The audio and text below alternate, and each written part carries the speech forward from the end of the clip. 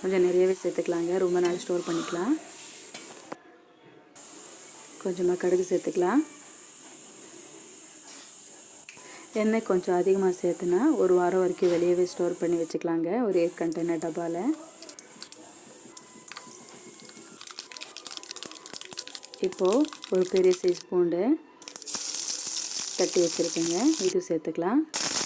கருவேப்பிலை, இப்போது நெல்லிக்காய் இது சேர்த்துக்கலாங்க. நல்லா ஃப்ரை பண்ணிக்கலாம். ஹை ஃப்ளேம்லேயே நல்லா ஃப்ரை பண்ணிக்கலாங்க. ஒரு 10 நிமிஷம் வரைக்கும் இந்த எண்ணெயிலேயே நல்லா ஃப்ரை பண்ணிக்கலாம். இதிலே கொஞ்சம் வெந்துடும் நெல்லிக்காய்.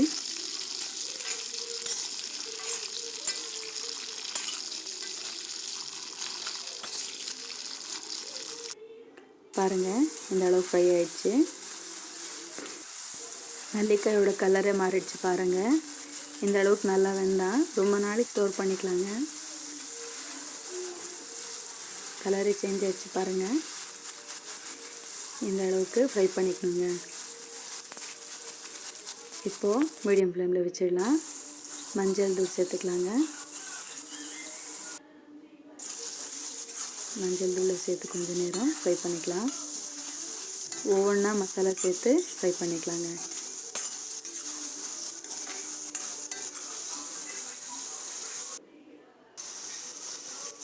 இப்போது பெருங்காயத்தூள் சேர்த்துக்கலாங்க.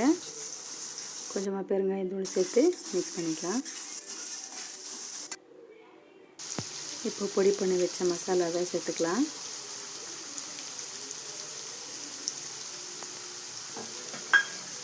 இந்த ஊறுகாயை இன்ஸ்டண்ட்டாக சாப்பிட்லாங்க, ரொம்ப நல்லாயிருக்கும். பொடி பவுலாக இருக்காது, ரொம்ப அருமையான டேஸ்ட்டாக இருக்குங்க. உங்களுக்கு காரம் எந்த அளவுக்கு வேணும்னா அந்த அளவுக்கு மிளகாய் தூள் சேர்த்துக்கோங்க.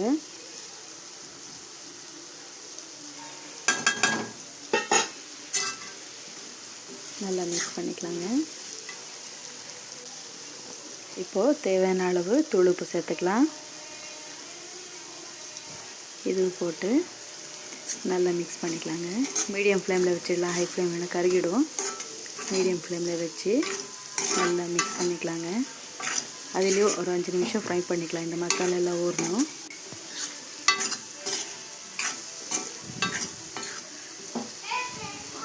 அவ்வளோதாங்க, நெல்லிக்காய் ஊறுகாய் ரெடி ஆயிடுச்சு.